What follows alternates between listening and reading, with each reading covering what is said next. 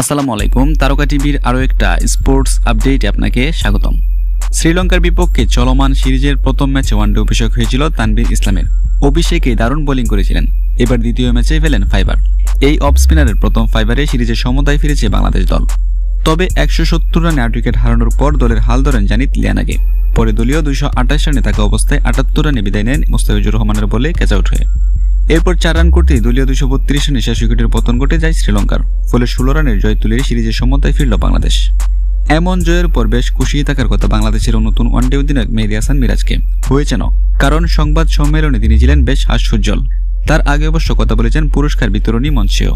সেখানে ম্যাচ নিয়ে মিরাজ বলেন, 240 রান তাড়া করা কঠিন ছিল, দ্বিতীয় ইনিংসে ব্যাট করা।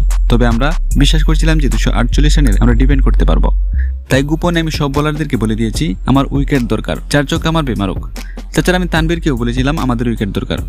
সঙ্গে সব বোলারকে পজিটিভ চিন্তা করতে বলেছিলাম, কারণ এই ম্যাচটা আমাদের জিততেই হবে।